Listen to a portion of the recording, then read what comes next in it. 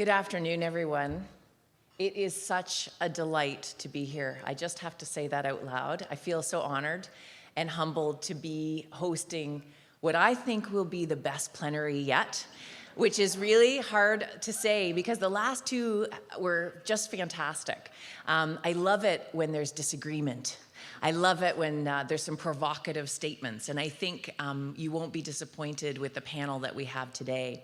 I'm going to introduce them all after we hear from Katja, and so I thought I'd start just with some thoughts on why gender. Toronto Foundation, as Hilary mentioned earlier, Hilary and I had a great chat, and I had her come to lunch with me, with Paulette Sr. and Katja Iversen a few months ago to say, this is a moment in time in this country. It is a moment in time for women all over the world to have a bigger conversation. And I don't think I have to speak to the many conversations we're having about women and in the issues around gender. But it's particularly timely in Canada because the Women Deliver conference is coming next June. And I know many of you were invited to Paris earlier, but today you're going to be invited, or this afternoon you're going to be invited to Vancouver, June 3rd to 6th, 2019, for what I like to think of as the Davos of gender. The biggest women's conference that will happen this century, or so far this century, and it's going to be really exciting and dynamic, and it's an opportunity for those of us here who have the power and the privilege to be a part of a conversation about philanthropy, to offer risk capital, to step into an issue that is often overlooked in this country, but not by this country. It's kind of ironic. We have this feminist development plan internationally, but we don't activate it domestically. And as a community foundation, this is near and dear to my heart. As a woman, it is too. A woman who loves men. I have a lovely son and a husband, but I am here today to talk about the power of women. Hilary mentioned that yesterday we hosted a values session for a group of funders. One of the things that interested me is when we were looking at the values, individual motivational values, no one in the room picked power. It was a room full of women, and one man, Bill, was there as well from the chair of CFC, but no one chose power. And I think that it really is the conversation we need to have. Katja, her bio is in your book. She has 25 years of incredible experience, but I'm so proud to call her a friend and mentor, and she's the leader of Women Deliver, and I am so delighted that she could make it back from a OB-GYN Brazilian conference. This is way more exciting to come speak to us about the power of supporting women and why this is the year in Canada to be doing that. Katja, if I was to describe her, I would describe her as committed, passionate, forthright, outspoken, my favorite quality, demanding and undaunted and powerful. And I want to welcome her to the stage to talk to us today about what is coming.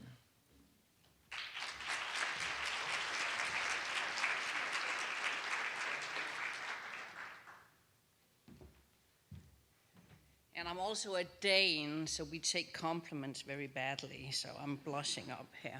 Thank you, Sharon.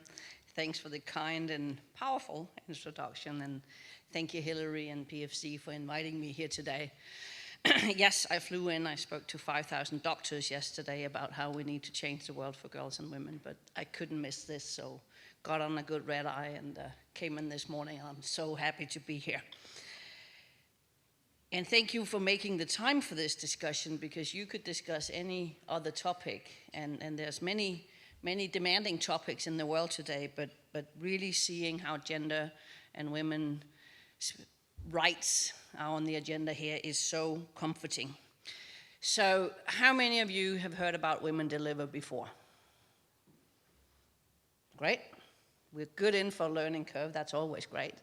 I always say to the team, if we're in a room where we know everybody and everybody knows us, we're in the wrong room as advocates. So I'm glad to be here. We are a leading advocate on gender equality and women's health and rights.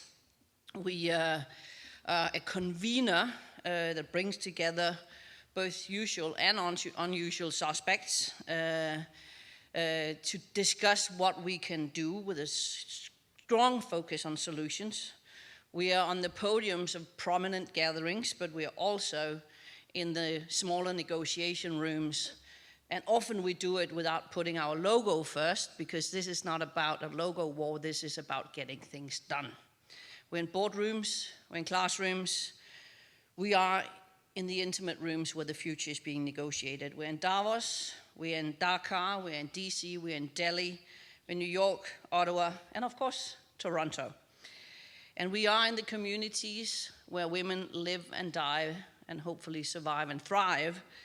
And some say, and as a Dane, I wouldn't take these words, but some say we are one of those small NGOs with a lot of influence in the UN and beyond.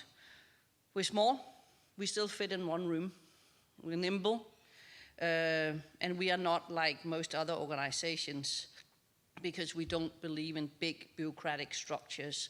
So we work through networks and we work through a matrix. We don't need to own things. We don't need, as I said, our logo on everything, but we work with 2,500 entities and institutions and organizations across the globe.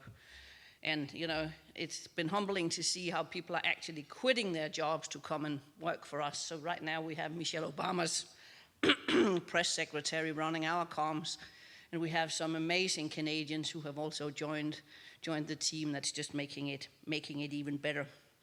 So we catalyze action, we convene, we communicate, and we advocate, because we have a vision for a better world, not just for girls and women, but for everybody, because we know and can prove that when the world invests in girls and women, in gender equality, and in girls and women's health and rights, there's a ripple effect that goes way beyond the individual. It benefits families, it benefits communities, it benefits nations, and everybody wins. Or, as a couple of you maybe have heard me say before, as we say in Women Deliver, is that women deliver, and a lot more than babies. So, and every day we make it our duty, with many of you, to make sure that we deliver for them. So research shows that you will only remember 3 things of what I say today. And it's not because you're not smart, because I know you're probably well above average. That's just evidence, and we are evidence-based. But let's not leave that to chance. So I'm going to say what I hope it is that you'll remember. So here are the 3 things. 1, girls and women are drivers of development. They are not victims, objects, second-class citizens. They are the change makers. They are the powerhouses that can drive progress for everybody. 1. 2, we're at a very, very pivotal moment. We're at a very important moment in time right now. We're seeing the needs soar. We're seeing pushback on women's rights. We're seeing pushback on gender equality. We're seeing rights being taken away like this. But we're also seeing a lot of great mobilization and a lot of great things happening. So we are right there where it can tip one way or it can tip the other way. And that leads me to my 3rd message. That is, the people in this room helps decide if we tip this way or if we tip that way. So that is up to you here and across the globe. So my message to you there would be, use your power, because you got it. Use your voice and use your investment to make that change happen. And come with us on a wonderful, wonderful journey.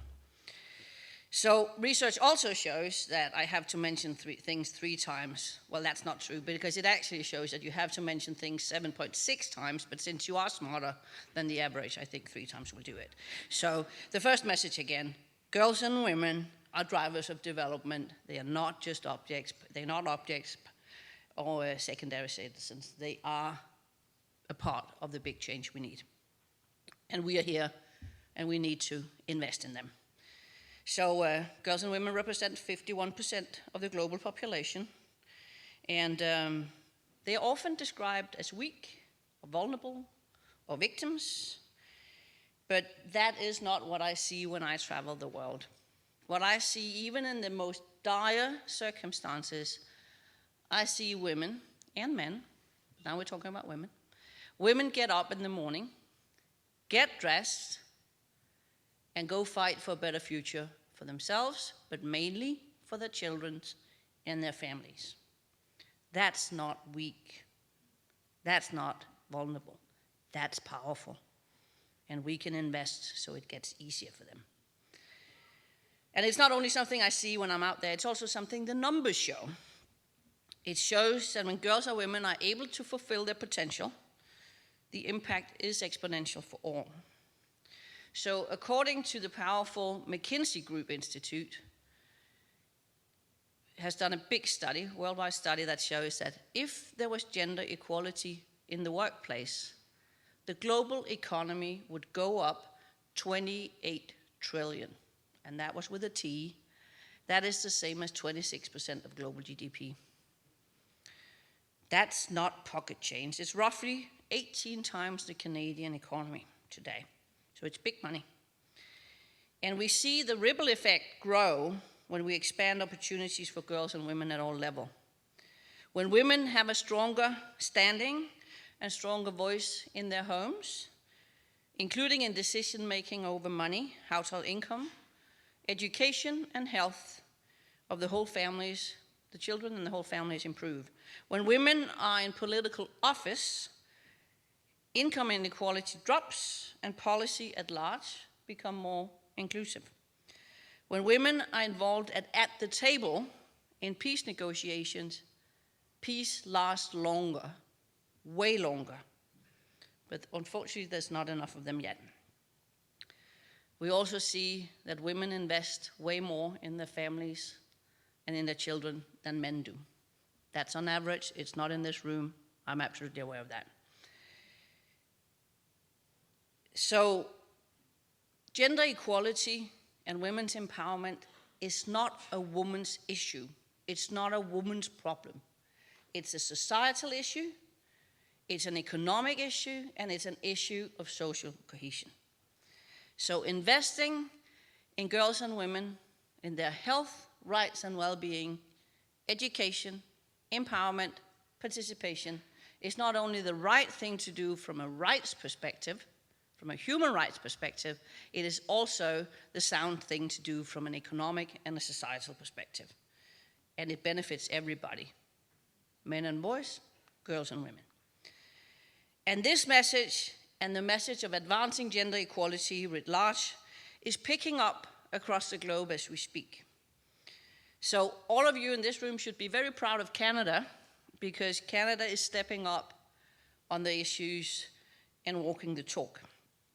Under Canada's presidency during the G7 last year, for the first time ever, there was not only a gender advisory council, but there was also gender as a standalone and as cross-cutting, and we'll talk a little bit more about that. But I can tell you, I just come in from Paris, before Rio, where we had a big discussion about it, and Macron has committed to continuing that focus. We saw the same commitment, and we see the same commitment in overseas development aid, in the foreign international assistance policy that the Honorary Minister Bibeau launched in 2017, and that is inspiring across the globe. A good deal of Canadian ODA is being dedicated to gender issues, to girls and women, and the empowerment. And some of the commitments include $150 million over 5 years to support to local women's organizations advancing women's rights in developing countries. And that is in some of the poorest settings where change really, really, really is needed. Is that enough? No, it's not. It's not a drop in the ocean. It's a little bit more than that. It's also more than a bucket, but it's not enough. But it's a good start, and it's a good signal, because Canada well knows that honing in on gender equality and female empowerment is one of the most effective ways to reduce poverty build a more inclusive world at home and abroad. We see it in the welfare state here. One of the reasons why we see it in the Nordics, one of the reasons why we see it here, that we have prosperous societies, is that women are included at all levels. At home, Canada was among the first countries in the world to put a gender lens to its national budget last year. And gender budgeting of that kind, crafting policies with a gender lens and budgets with a gender lens, is gaining momentum globally. So we see it in Finland, we see it in Japan, Belgium, Spain, Uganda are doing it, are starting to do it, and Mexico, Austria, Norway, and the Netherlands are also taking steps that way. So that's important to see, and it's also a good export, I'd say, that inspiration. And that has to trickle down to the local level, or trickle and manifest in the communities. And that brings me to my second message. Again, we repeat it. So we are at that pivotal moment. There is a huge need, and there is a huge momentum for gender equality in Canada and beyond. And if there ever was a time to come together, it's now that we can move that needle for girls and women. So let me just do a reality check on where we stand and why this is not only a nice to, but a need to. Every 2 minutes, a woman dies in childbirth or pregnancy somewhere across the globe, and we know what could save her. 1 in 3 women, and that's globally also here, will experience gender-based violence, sexual violence during her lifetime. Only 29% of countries have achieved education parity at the secondary level. We're doing better on primary. And women are severely underrepresented in almost all aspects of power, whether in boardrooms, parliaments, governments, and that's holding both companies and countries back. There's not a single country in the world that has gender equality. Not even in Denmark, where I come from, where they actually pretend they have it, but they don't. First things of dealing with a problem is to realize you have one. Here in Canada, women make up 25% of vice presidents and 15% of CEOs, 29% of elected officials, 80% of single parents households, and if we look at indigenous groups, the disparity is even, and the gap is even higher. There's a lot of things to do here still. So we are living in a unique time and defining moment. We see a rise in conservative agendas, as I said. We see blowback on fundamental rights that we haven't seen in decades. Rights that we took for granted are going like this, including south of the border. I'm just going to put this up so we don't have to. There we go. But we also see women everywhere, and a lot of good men pick up the picket signs and stand up to affront this. We can feel it. It's in the water, it's in the air, and it's building. Women-led movements like Me Too, She Decides, Time's Up, Ni Una Manos, and here in Canada, Idle No More, are moving full speed ahead and putting focus on the issues. But we've got to take it beyond that. And there's an energy and there's more activism, more advocacy and more passion around girls' and women's rights than we've seen in years. And it's wonderful to see how it is intergenerational. You know, I've spoken to many women who said, we marched for the same thing 40 years ago. Yep, we got to march again. But what we see is also a change. We see an activism among young people who are really, really leading it. And they say, when somebody say, oh, we did that, it didn't work. It's kind of, well, it didn't work for you, but it'll work for us. And really seeing, and this is across the globe, that young people are not just the leaders of tomorrow, and we should stop saying that, and we should stop treating it like that. Young people are leading today. And I know there's a lot of young people here as well, and I think that is so great. Listen, learn, and take action from them. So There's more energy and more activism than we've seen. And it should be more, but it should be more than a chance to send a message. It's really an opportunity to push solutions and demand and instigate real change. So we have to take it, we have to size it, and we cannot rest on our laurels. We need to collaborate, we need to integrate, and we need to accelerate. Else, our children, girls and boys, will pay the price. So at Women Deliver, we know that progress does not happen when we sit around and talk to ourselves. That was a comment I made about being in rooms where we know everybody. We know that the big issues has to be brought to the big stages as well as to the communities. So we have this little thing coming that Sharon spoke a little bit about. That little thing we're planning in Vancouver in 229 days. There's no pressure. So it's the Women Deliver Conference, and we're bringing together 6,000 to 7,000 people on site, and that's from head of states and ministers and parliamentarians and foundation leaders and workers, community activists, academics, experts. 20% will be young people under the age of 30. There'll be indigenous communities. It'll be everybody coming together from about 170 countries. And 100,000 off-site in events before, during, and after, because this is, and it has to be, a global conversation. It'll be dynamic, it'll be moving, and it will be powerful. We did a listening tour across the globe on what the issue should be. And the issue is going to be power. Power, progress, change. We've got to look at power from three angles. The individual person's power and what's holding it back, what's holding her back in the families, or what's making her grow. Systemic power, the institutions, the legal, the economy, what's enabling and what's holding it back. And then the power of movements, the power of many, the power of we. We're getting a lot of the leaders and the workers and the activists in the different movements together there, but also looking past and see what can we learn from there. So we'll talk about gender norms and what needs to change. We'll talk about the issues.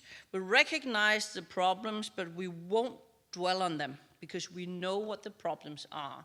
And this is about action. This is about looking at what works, what can be scaled, how can we do some more of the good things. It's about action. It's not going to be a war on words. We're not going to have a communique where people can sit and fight on, oh, do we get that formulation in or not? It's going to be driven towards action. And it's bringing the different corners and voices and sectors together. So it's health, it's education, it's economy, it's resources, it's climate change, it's water and sanitation, it's all of it. And they'll all be there because we can only do this if we work together. Nobody lives their work, their lives in compartments and say, okay, this is me in education and this is me in health and here I'm economic empowered. We need to look at a whole, and we can't chop up girls and women like that. And I hope that all of you will be involved. And that brings me to my next to final message. So this is the Women Deliver pin. Or, as we say, this is the upwards investment trajectory in girls and women. It's worn on the right side because it's the right thing to do, or on the left side, if that's where you have your little hole, and because you're very passionate about it. Up to you. Choices are good. But one thing that is non-negotiable is that it always points to you first, because that's where all change starts. And I know that change also starts with me. So sometimes I say that I feel like a professional soccer player, who was a kid and played soccer and now can kind of make a living out of it. Sometimes I get a little tired. I spend 80% of my time on the road. And I speak to, heads of states and ministers and religious leaders and women in communities and leading of think tanks and doctors and I don't know what. So I've slept in 7 different beds in 6 different countries in the last 2 weeks, and the next 2 weeks I'll take 4 more countries. And always with the message that we need to invest in girls and women, and we need to expand the opportunities of them to live their full potential. This is hopefully not the life you live, because it's as great as it is to see people getting interested and buy into the issues. It also gets both a little tiresome and a little lonely. So I say, the best driver right now is adrenaline and makeup. So bear with me if I stumble over some words. But all of you are also in a position where you can make change happen. In a position of power, in a position where you can speak out and where you can use your power and your voice. But what does that exactly mean? I know, you can better define it than I can, but if I should kind of put some ideas to it, it would be keep doing your amazing work, because I know this is a room of people who make change happen and make investments in people and in a better future. So keep doing that. But also, the Toronto Foundation and Sharon Avery at the helm has launched the Trust Collective to raise much needed funds for a lot of this and for for funding underserved organizations that work with, not just for, but with girls and women. And the Vancouver Foundation is providing some funding that is fueling a big Women Deliver mobilization here. We don't own it, we don't do it, but the Vancouver Foundation and CanWatch and others are fueling that. So Canada used the opportunity of the Women Deliver conference to take some much needed and good and sound debates in country, whether in the arts or on the streets or in the boardrooms or in the bedrooms or in the classrooms, or kind of where all of these conversations need to be taken. And we're really inspired by the momentum here in Canada, and it is fueled by the philanthropic community. So never underestimate the influence that you can have on businesses and individuals. So for those of you who want to do something or look into getting to the gender space or want to do more, a couple of concrete things. Join a women's funding network. Girls and women, they hold the key to development and progress for all, as I said. And also, try to put a gender, if you don't already do it, put a gender lens to all your projects, all your investments. And it can sound a little daunting, and what does that actually mean? Well, it means that you do an assessment of your investment and how they impact from a gender lens. It's not rocket science, and we have some good tools that you can get for it. But just do that. It can be one of those boxes that everybody has to do in the analysis. You do an environmental assessment, you do a risk assessment, you do a gender assessment. So that's a concrete thing. Make your voice heard. You're powerful. People listen to you when you speak. Speak up for girls and women. Speak up for gender equality. Speak against misogyny. Speak against privilege. And invest in advocacy. There was kind of a trend in investment a couple of years ago that said, we don't need all this advocacy anymore because things are going great. You know what? Look at what happened. We still need the advocacy. It's much easier to advocate for the good thing before the bad things happen. So invest in that. And do your part to recognize and lift up strategies and solutions that you hear about here. And because I know there's great people here who already work on it, that inspiration is great. So with the full commitment from this room, I'm sure that we will reach a new normal. And then I want to, kind of encourage you to help us on that mobilization that's happening. It's not run by Women Deliver Global. We are a little busy doing that global conference in Vancouver. But what happened in Denmark when we had the last Women Deliver conference was that the community and society mobilized. So in the month leading up to the Women Deliver conference, there were hundreds of events. You know, whether it was a National Gallery, or it was a symphony, or it was a library, or it was this. There was just like hundreds of events that took the opportunity to discuss what society is it that we want. What's the relation between men and women? Should we play some, female composers? Should we do this? Should we do that? What happened? And also take the conversations at home in the families, because that's where a lot of the gender inequality starts. So that's my big encouragement to you, that you will help push that. Get active and encourage your communities to do the same. So far, there's more than 150 Canadian entities, organizations, arts institutions, the Teachers Association involved, and a lot of plans are happening. So there'll be a key campaign moment for you to involve in, and that will be the 3-month lead up to the conference. And wouldn't it then be great to come to the conference and join Sharon and others who are planning to convene a philanthropist pre-conference to that. But it's wonderful to see how Canadians and Canadian institutions are really rallying around this.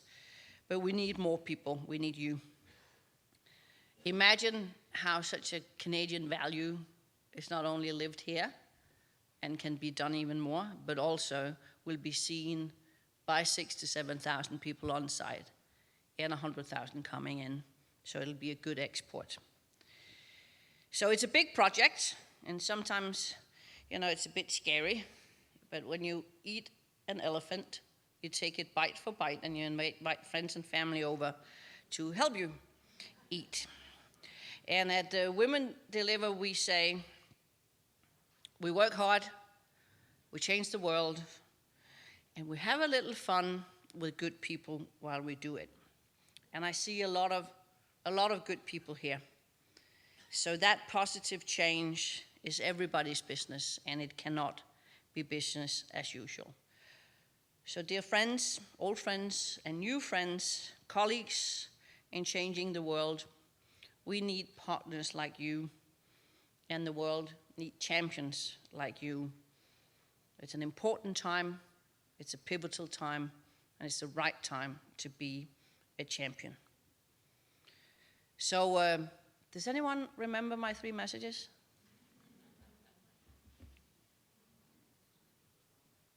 Women are not victims, they're powerful. Yay! It's the momentum, it's the time.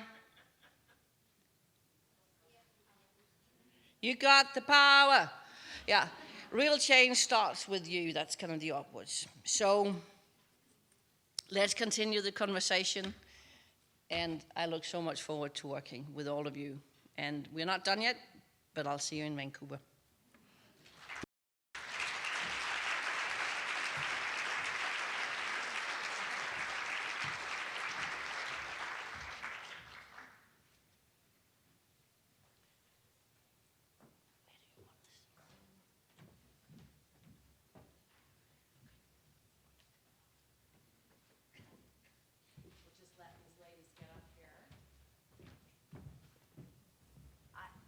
I barely feel I need to introduce Roberta Jamieson and Paulette Sr. I feel, again, so honored to be sitting here with 3 of the most amazing and powerful women in Canada, truly. And because we want to get talking to them, will you forgive me for not going deep into your lengthy CVs? That you all have the bios. I'd really like to dive right in. And if you could, if the guys in the back could give me my quote on the screen. Thank you very much. I always love hearing you speak.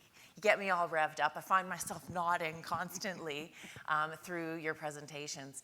But I really wanted to start with this quote from the Canadian Centre for Policy Alternatives from last year. The best and worst places to be a woman in Canada. And I think I'm going to give you all 10 seconds to read it.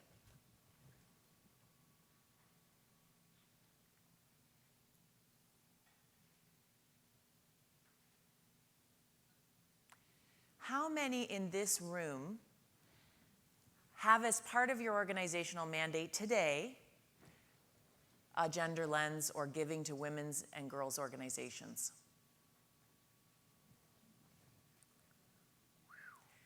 How many in this room have gender parity on your boards?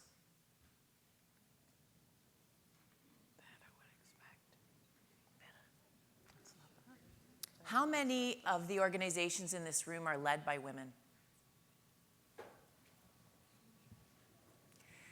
So I think this is really interesting, and it's why I felt, when Hilary and I started talking about having gender as a focus, as one of the themes for this conference, it was really interesting, and I'm going to risk being a bit provocative here, but the thing that I felt entering this family of PFC a couple of years ago for the first time is that a lot of the wealth in Canada, we know this is a fact, this isn't made up, is self-made by men. And thus, a lot of our philanthropy is directed by men. But I found it interesting that so many of our foundations, private foundations, public foundations, are run by women. And I think it must be a very interesting tension. And I just want to put that right out on the table. I think that's why this is an important conversation today. So if we could have that quote one more time. I've asked both Paulette and Roberta to take a moment to reflect on this and on Katja's words from their unique perspectives. And maybe we'll start with Roberta, because you're closest to me. I'm going to stand. I'm just going to use the podium, if that's okay.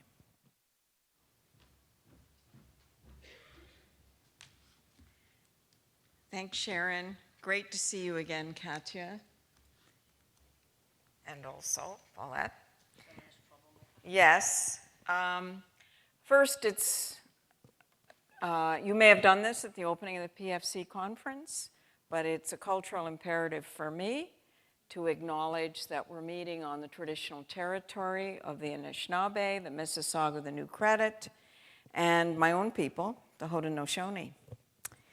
I listened very carefully to what has been said, and there are some steps that Canada has taken, particularly this government, in advancing women and the work that needs to be done. But honestly, from that quote, we're lagging behind other jurisdictions.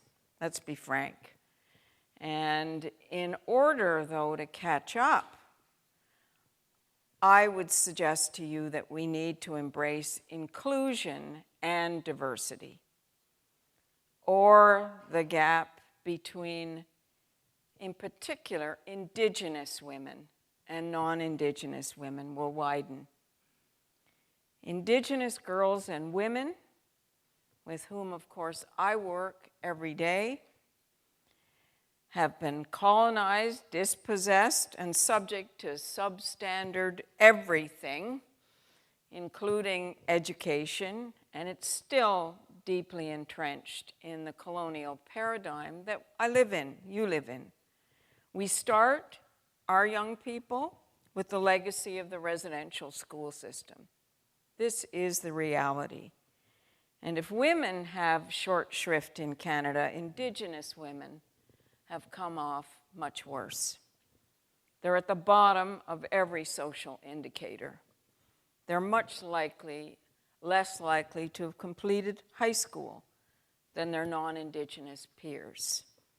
Less likely to complete university. So no surprise, they earn less than Indigenous males and non-Indigenous females. Systemic and structural barriers that are those that must be dismantled if we're going to seriously apply not only a gender lens, but I would say we need to have an Indigenous-informed lens on what we are doing to change the world for women and girls. It is not by chance that we are meeting today at the same time that an inquiry into missing and murdered Indigenous women and girls is continuing its hearings. For me, if we're going to change this situation, girls' education must be foundational. Without education, little can be achieved. But let me go further. The education that is required to change the position of Indigenous women in Canada is one that embraces our history, our shared history, our values, our science, our geography, and all those things that are now guaranteed by the United Nations Declaration on the Rights of Indigenous People that this government of Canada has committed to implementing. For me, that what we're after is substantive equality, not intent or equal access, but outcome and substantive impact. I agree with Katja, now is the time to turn our efforts towards women. I would say turn up the microscope and look at the situation of Indigenous women. Now is the time for truth and reconciliation, certainly in Canada, or as I would call it, reconciliation. The PFC and close to 80 other philanthropic organizations signed a declaration of action that was presented to the final meeting of the Truth and Reconciliation Commission. In that declaration of action, 80 of you promised to share resources to include and benefit Indigenous people, to build relationships with Indigenous peoples, and to support the implementation of the calls to action made by the Truth and Reconciliation Commission. I wonder if more have signed on since then, and I wonder what steps have been taken in pursuing the commitments that have been made. There is no question, for the reasons that Katja emphasizes the role of women and girls, no question in my mind that the fate of Indigenous women is the key to the future of Indigenous peoples. Women are the center of their communities and their families. They are key and should be a focus in Canada. Why? Because they are influencing Canada's fastest growing demographic group. First Nations, Inuit, and Métis young people. And I think we all will win on the bottom line if things like the Truth and Reconciliation Commission's calls to action are made real. Another number I'll share with you. By 2031, the Center for the Study of Living Standards tells us that if we close the education and labor market gap for Indigenous peoples in Canada, our GDP will increase by $36 billion. Think how that would transform the lives of Indigenous people and Indigenous women. Not just a good thing to do, the smart thing to do. But Indigenous people and women and girls need your support. We have been so traumatized, so stripped of capacity, and we don't talk enough about this, even in our own communities, and so occupied with addressing the legacy of the issues, the colonialism, the problems that we're experiencing, that we need help from the right kind of people at the right time so that we can get back in control of our lives, our communities, our families, and our future. And that's why I spend my time not only as a member of the Gender Equality Advisory Council to Canada's G7 Summit, where I certainly made these views known, but also as the head of Canada's national Indigenous charity, Indspire. I'm thrilled to acknowledge Hilary Pearson as a member of the board of Indspire. And she knows that we focus on education to transform the lives of Indigenous peoples and communities. Now, Senator Maurice Sinclair said to us, it's education, when he was talking about the situation of Indigenous peoples, it's education's what got us into this mess, referring, of course, to the residential schools. The use of education is what's going to get us out of it. Education is the key to reconciliation. So we work hard to change outcomes in the K-12 space, and now distributing more than $100 million, 32,000 bursaries to students across the country, about 3,500 of them a year. But we are just getting started. There are many ways to engage in creating change in this space, supporting education. The majority of Inspire's bursaries go to women and girls, and 90% of them graduate. So there are many ways to get involved in concretely creating change. But first, recognize, as people in the philanthropic space, one size does not fit all. You need to consult, involve, engage. Nothing about us without us, you may have heard. That is so true. And you will benefit from an approach that will honor the wisdom of the communities that you engage. Let me give you an example, the Right to Play, which uses sports and play to empower youth. They set up programs in Indigenous communities, thinking this would create great outcomes, but then they didn't know what to do when their leaders were met with reports of suicide or overdose. So they consulted with experts. They got involved with the communities they were trying to serve to find ways to address this. And now they train all of their program leaders so that they can relate to Indigenous peoples. So we need to work together. We need to take practical steps. There are no issues, I would agree with Katja, that are not women's issues. But let me encourage you in looking at the situation of women to understand the complexity that is involved. Keep an eye for inclusion in your efforts, engagement, understanding diversity, and truly relating to Indigenous people. In my case, I would urge you. Thank you very much.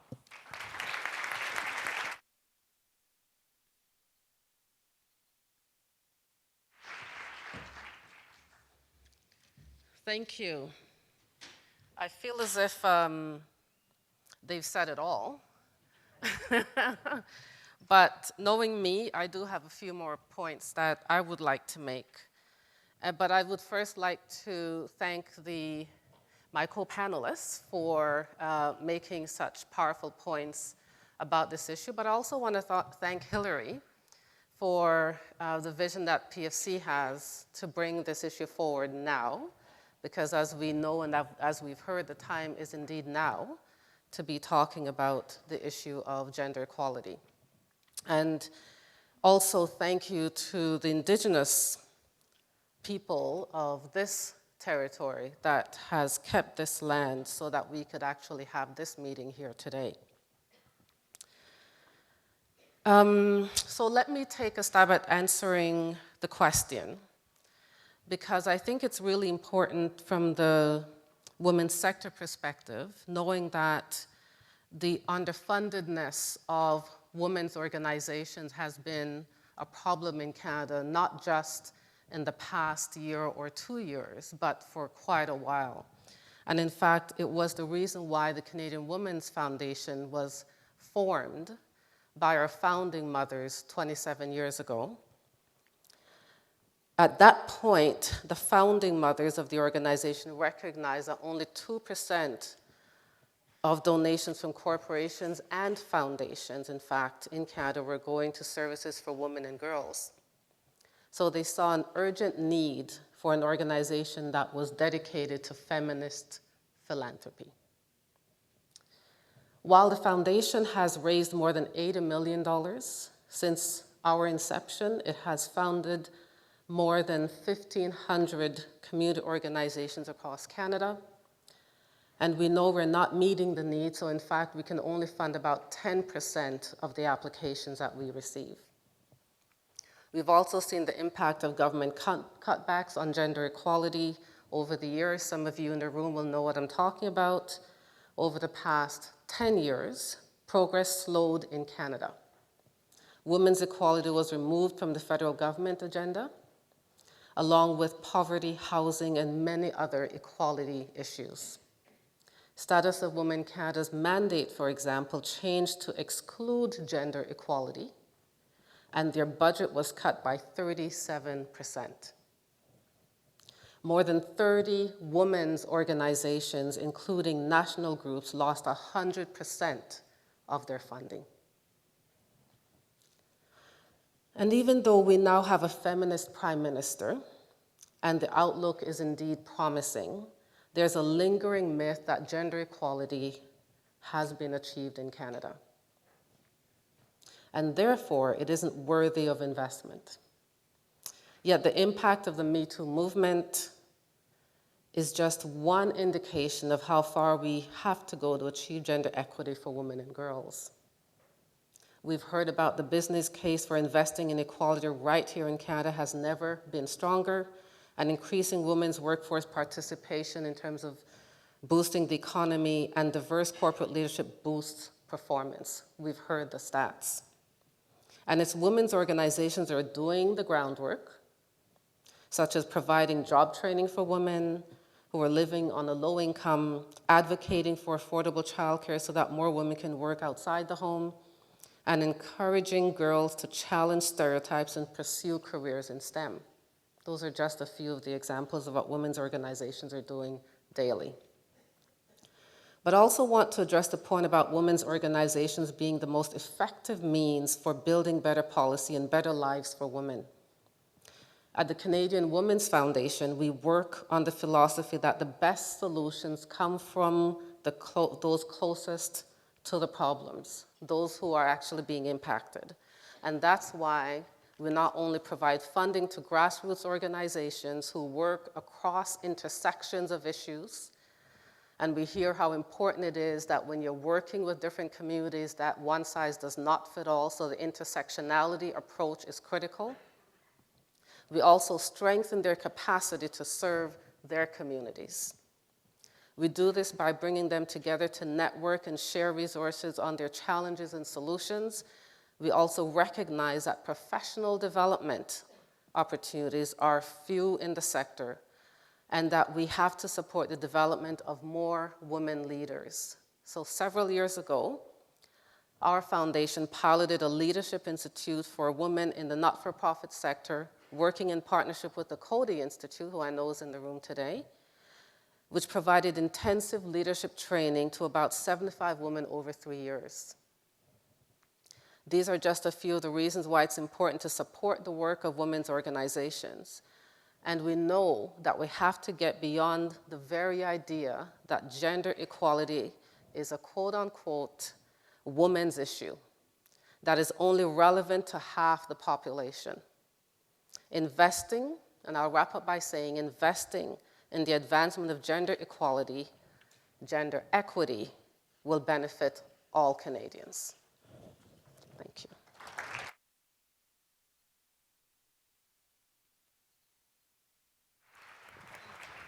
Thank you for making your cases. So you may have heard that both Roberta and Katja were part of the G7 Gender Advisory Council. And I had the great pleasure a few weeks ago of attending an event where Christian Lagarde was speaking. And she was talking about, I mean, she basically turned to an audience of women and said, you have no idea how powerful the change at the G7 was. And she went on quite a lot about it. And so I'm wondering from each of you your perspectives on why was this so significant? What was it? What was different? And why was it so significant? Katja, do you want to go first? Sure. It was, well, for the first and foremost, it was the first time there ever was a gender equality advisory council to a G7 presidency. So that's one. Two, we found out in the process, I briefed the Sherpas when I had the opportunity to come and brief the Sherpas. And we found out they actually didn't know even the most basics of gender equality. They care about a lot of different issues, so they know a lot of different issues on the surface. Every single Sherpa was a man.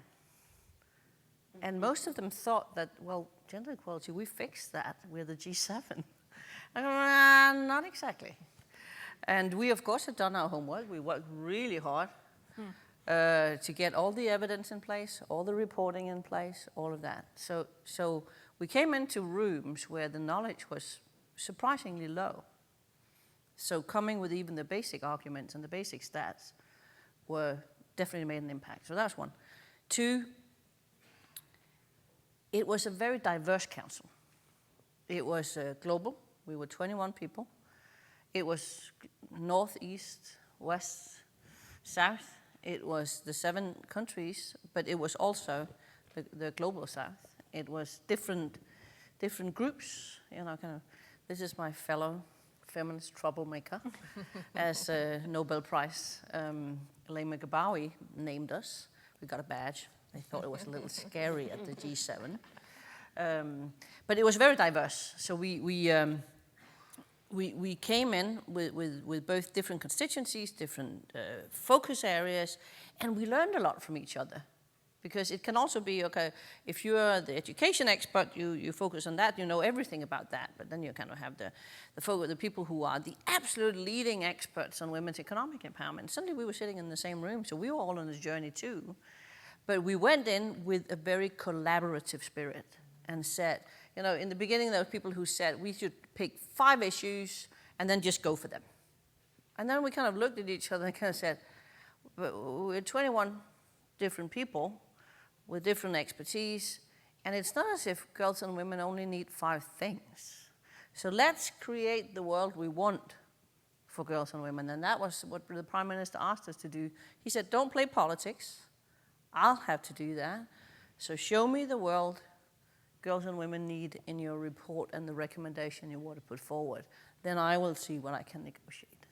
So that was some of that, and it was, I come from a little village of 800 people out in the boonies in Denmark. So sitting there with the world leaders and actually having to sit in front of them and present how women are to be safe, educated, healthy, seen, heard, encountered, and empowered, and have them listen and actually go into a dialogue was pretty significant. But we could that because we stood together. The only thing that I would add is we were quite focused on coming forward with solutions. We were not there to spend a lot of time pressing the case. We were there to demonstrate that whatever they were talking about, peace, security, inclusive growth, climate change, you name it, there were aspects that required their attention through a gender lens. And of course, if you're talking about climate change and land, I would insist that you have to think about the indigenous situation, having all of those countries sign the UN Declaration on the Rights of Indigenous People, the importance of education cutting across. So what we did, I think, was demonstrate that any solutions, any conversation they had about any of the issues, of necessity required that dimension in their thinking. We went from not knowing if we were a ragtag advisory group to produce a report and sit on the sidelines, to being invited to present at ministerial meetings. And of course, anybody who knows about the G7, there is the G7 summit that everybody focuses on and the communiques come out of. But leading up to that is a whole industry of ministerial meetings. And we were invited not to one, but every ministerial meeting. I was invited to present to the meeting of ministers of the G7 ministers of finance and development. And they listened. And then Katja and I were both invited to go to the actual G7 summit, and they listened. I will say this, I think the courage of Prime Minister Trudeau in creating this Gender Equality Advisory Council is to be commended, because he really said this is a must-do. And he really, and his officials pushed, I think, for the opportunity for us to be involved in every session. And I think that was key. And now Macron is going to continue. I don't think there will be a going back, frankly, from this, because until you get, gender parity around the G7 table, I guess. Exactly. But those are some of the things that I think are important to acknowledge. Did you wanted to add the French carrying on? Exactly, yeah. And so it was, of course, we can't go in details about what was discussed that morning, but it is public that President Macron said that he would continue the focus on gender and a Gender Equality Advisory Council. And so it's also good to hear that they will continue it, but also are really serious about it. So I was in Paris a couple of weeks ago, as I said, and the hello I was supposed to have for 45 minutes in the Élysée, in the President's Palace, actually became a 3-hour meeting with Madame Macron and the whole G7 group, and they would kind of tell us what to do. Wow. And I was kind of, oh yeah, okay, here you go, 1, 2, 3, 4, 5, here we go. And again, it was very much the diversity, the inclusion, and the focus on solutions and action. And also building on what we have already done, because there's no reason to go back and say, okay, now we've got to do a report again. It's kind of, that report is done. And it's so true what you said, Roberta. It focused on what can be done, what should be done, and not just dwelled into depressing problems, because we know those. So I have another quote, because Paulette, in conjunction with this, was rallying a sort of broader community of philanthropy and women's advocates through a W7 activity. I think hoping to be a part of this larger conversation. And so I pulled this quote. I love this quote from Paulette. We want to go beyond the platitudes of leaders declaring themselves as feminists and actually seeing that the declarations are showing up in policies. I guess my question, Paulette, is from your vantage point, where is it working, where is it absent, and are we seeing progress?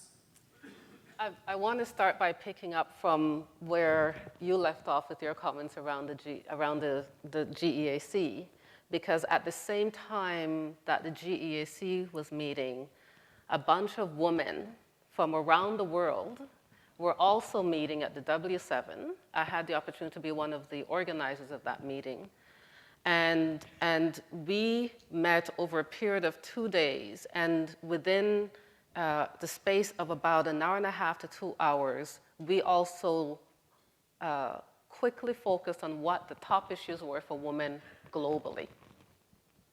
And we were thinking of our sisters that were on the G7 and how we could actually ensure that what we were developing, that they also had as part of their armor to go forward with in terms of recommendations to the G7. So that really worked beautifully, and then we were able to be in the same room together as well. So it was women really calling the shots in terms of that, and having a chance to meet with the Prime Minister as well, who, interestingly enough, told us that we should never pull back from what we want. We should push for what we want, because just as we are pushing and think we're pushing too much, that those who are opposing are pushing even more. And I think it's a really interesting message for us as women who are doing this work to think about, as we may not ask for everything we want and only ask for the most top 5, for example. But what I really loved about the work of the G7 is that it was an opportunity for women globally to say that not only do we want to be, as you said, safe and supported and all these things, but the climate is important to us. The earth is important to us.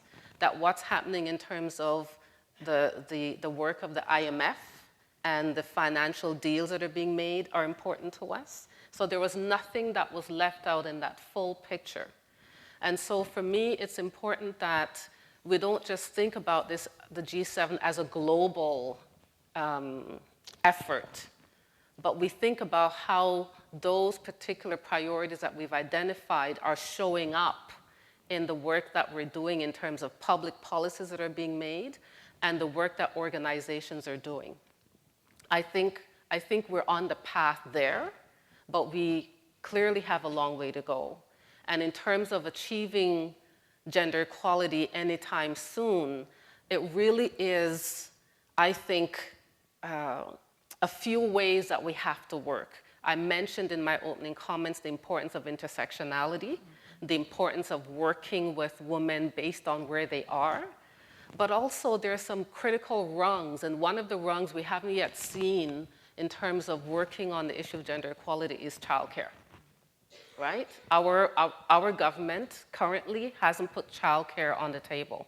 And we know whether it is the cost, the accessibility, affordability, the quality of it, how critical that is in terms of women being able, families, but women and men being able to actually have that reliable resource that they can depend on in order to be fully participating in our economy. And I think that this is such an important, I think there's so many important messages. We're centering in on the G7 today, but I want you to think about how you're applying this in your day-to-day thinking. So the intersectionality, the fact that climate change is relevant to gender. Like, you know, there were less hands that I may be comfortable with raised when I asked how many of you are specifically giving to girls and women's causes. But boy, I would sure love you to come out of this conversation today thinking, we gotta have a conversation about what is our mandate and how gender is impacted by it. That is such a great first step.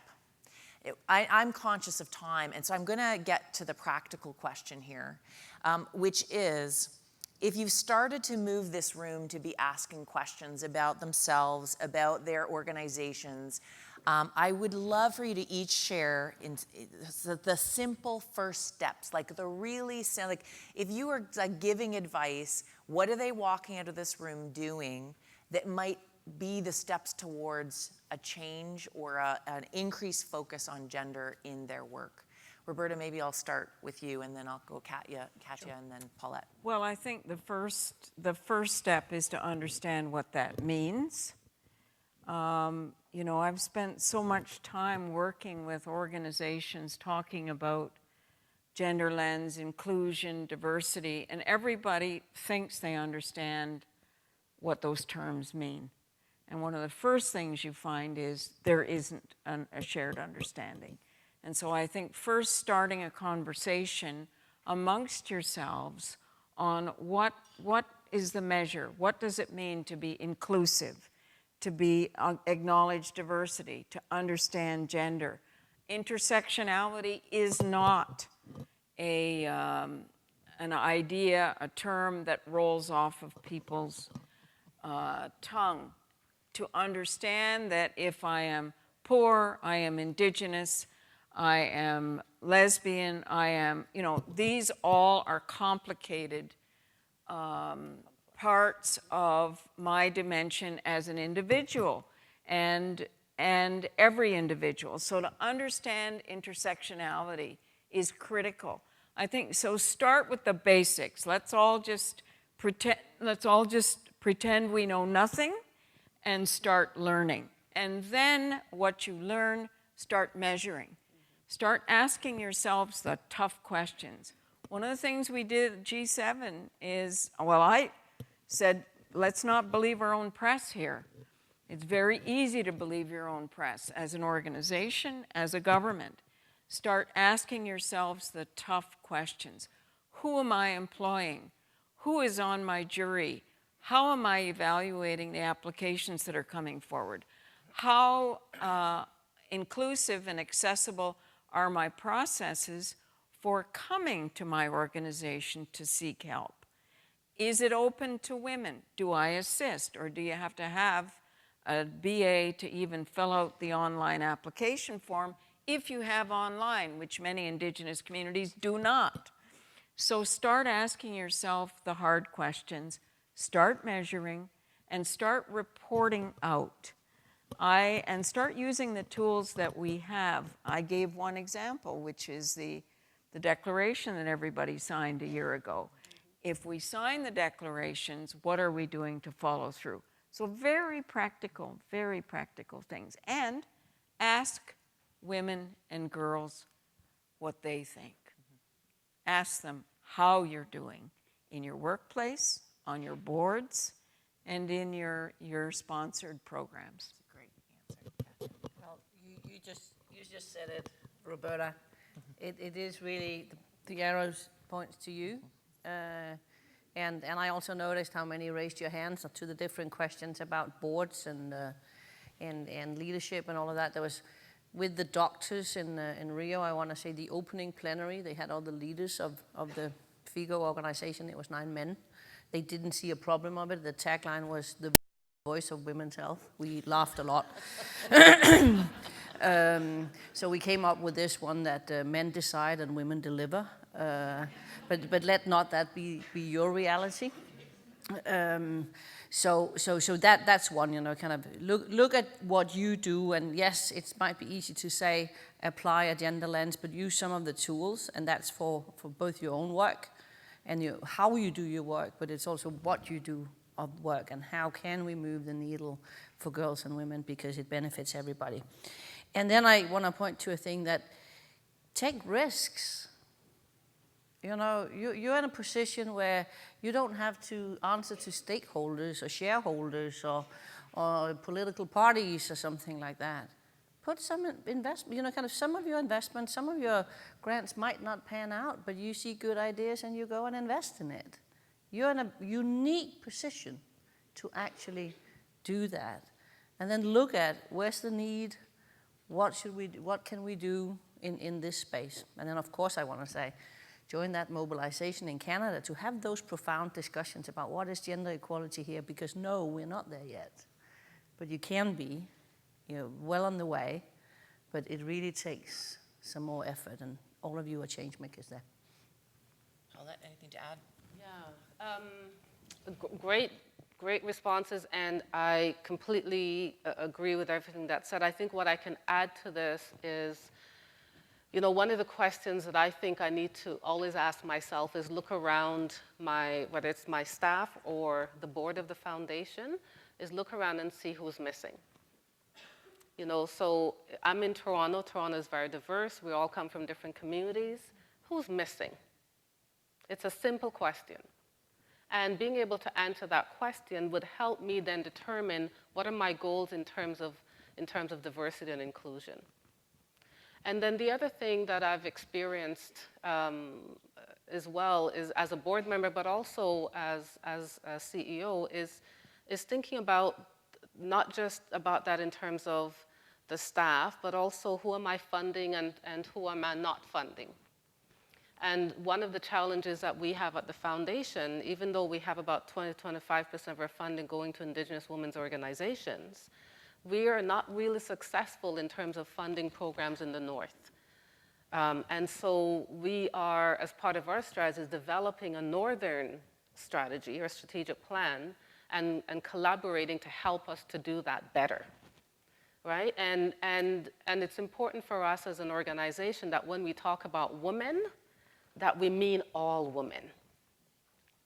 Because sometimes we cut across and we only look at gender, and when you only look at gender, you leave people who look like me out when you're only thinking of gender. So intersectionality is about women who are the diversity of women, women who have varying abilities and disabilities, women who have various gender diversity and sexual orientation, All of that is important when we're talking about diversity and inclusion. And I find sometimes when we're in the gender conversation that we leave all of that out. And then we wonder why we have issues such as Black Lives Matter or I don't know more. This is the reason why these movements are created. It's really to disrupt what we've accepted as the norm, because the norm leaves people out. Oh, so beautifully well said. And I have a crazy notion, but you said something earlier, Paulette, that you can only fund 10% of the applications that you receive. And one of the things I've been wanting to explore is, how can I get access to some of those applications you would have funded if you could have? Right? How can I as a foundation see some of those applications? How can I see some of the incredible graduates that you have, or if there's still applications on the table, how can we start to share and collaborate on the good?